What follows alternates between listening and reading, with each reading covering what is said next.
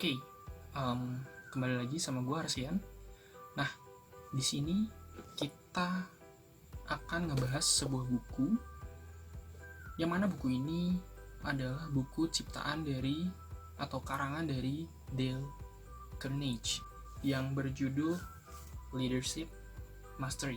Oke, sebelum kita ngebahas mengenai bukunya, mungkin ada yang sudah tahu, tetapi ada juga yang belum tahu si Dale Carnegie itu siapa. Dale ini atau Carnegie ini dia adalah seorang penulis dan pengajar dari Amerika Serikat.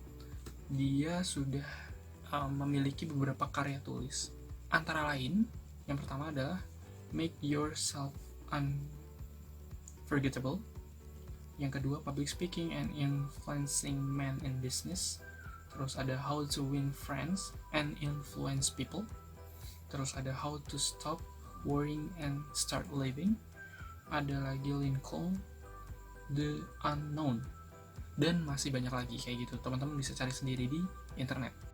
Oke, kita nggak akan bahas lebih jauh mengenai siapa si Dale ini, tetapi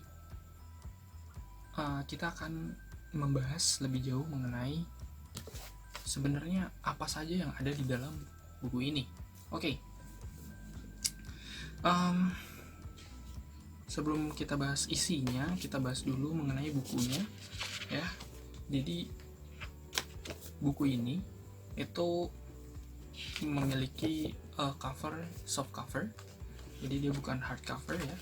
Dia tapi cukup oke. Jadi tulisannya ini agak timbul, dia 3D gitu. Ya, menurut saya oke, dan dia itu enak gitu untuk dibaca, tidak terlalu tebal dan ringkas gitu. Oke, untuk halamannya sendiri, untuk isinya dia memiliki 272 halaman.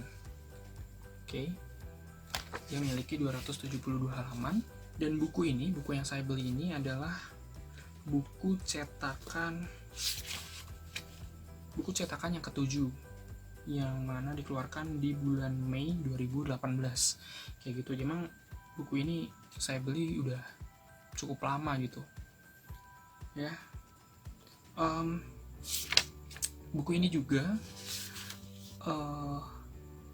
memiliki 24 bab, dan ada satu bagian di mana dia di luar dari 24 bab itu.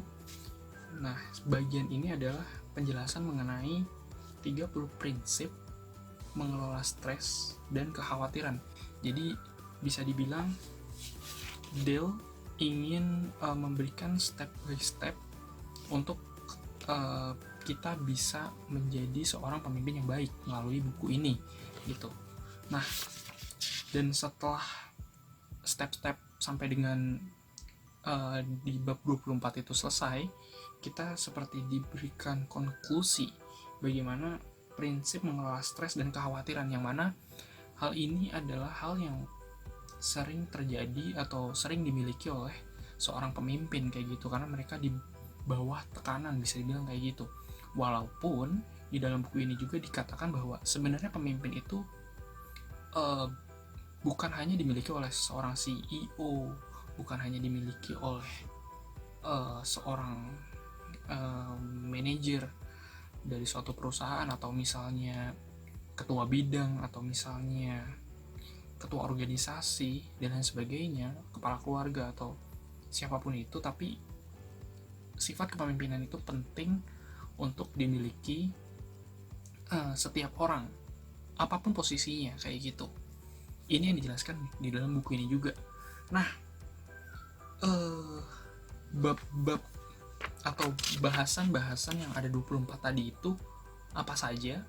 Jadi saya akan bacakan satu-satu dari bab 1 sampai bab 24 judulnya ya.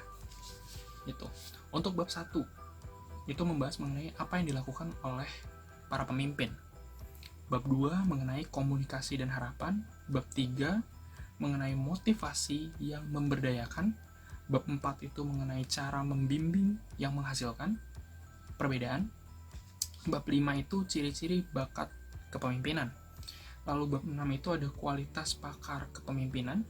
Bab 7 itu merangkul resiko. Jadi kita diajarkan untuk bukan menghindari resiko, tapi kita meminimalisir resiko dan mengambil resiko yang tepat, kayak gitu. Lalu bab 8 membahas mengenai melawan keengganan mengambil resiko gitu. Lalu bab 9 itu mengenai kepemimpinan inspirasional. Bab 10 mengenai profil pemimpin inspirasional. Bab 11 itu mengenai kepemimpinan organisatoris.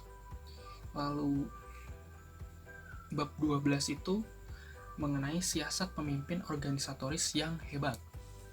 Lalu bab 13 itu menemukan gaya kepemimpinan Anda. Bab 14 itu bicara mengenai terus menemukan gaya kepemimpinan Anda. Bab 15 kepemimpinan seimbang pertama, yaitu kesehatan menyeluruh. Lalu bab 16 membahas mengenai kepemimpinan seimbang kedua, yaitu mengenai waktu dan keluarga. Lalu di bab 17 mengenai kepemimpinan di tempat kerja baru. Lalu bab 18 mengenai pemberdayaan dan memanusiakan perusahaan Anda. Lalu bab 19 mengenai taktik dan teknik yang bisa diterapkan. Di bab 20 membahas mengenai konsistensi, kompetensi, dan komunikasi telepon. Jadi kita diajarkan untuk bagaimana caranya kita konsisten dan cara berkomunikasi di via telepon, kayak gitu. Nah, di bab 21 adalah berhadapan dengan krisis tes sejati kepakaran kepemimpinan. Itu adalah bahasannya. Bab 22 mengenai manajemen krisis. Bab 23 mengenai membangun landasan yang kuat untuk masa depan yang tidak pasti. Lalu bab 24 itu menyatukan semuanya.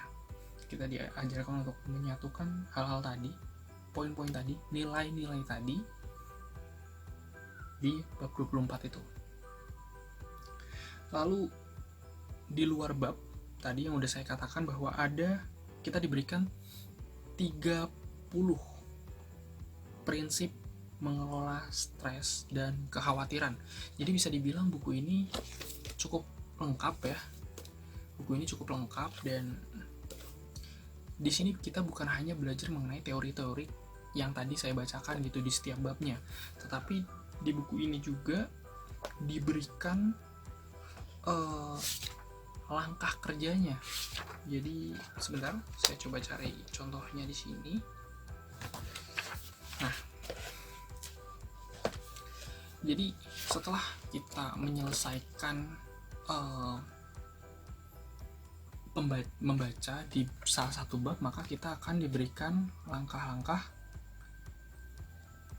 tindakan yang harus kita lakukan di akhir dari bab tersebut untuk memberikan pemahaman konsep yang lebih matang lagi gitu. Jadi bukan hanya kita membaca dan kita memahami secara teori, tapi praktikalnya juga diperhatikan gitu oleh Dale. Jadi bisa saya katakan bahwa buku ini adalah buku paket lengkap yang ditulis oleh Dale untuk membuat kita memiliki sifat kepemimpinan yang baik, kayak gitu. Kepemimpinan untuk diri sendiri maupun kepemimpinan untuk orang lain, kayak gitu, dalam memimpin orang lain. Saya pikir ini buku yang cukup recommended ya. Bisa teman-teman cari di Gramedia terdekat atau di toko-toko buku terdekat, atau beli online juga bisa. Itu mungkin itu aja yang bisa saya bahas. Nanti kalau misalnya teman-teman ada rekomendasi untuk buku apa yang ingin dibahas di sini, Dan rekomendasi misalnya buku-buku lama juga boleh kayak gitu, nanti teman-teman bisa tulis di kolom komentar. Jadi mungkin itu dulu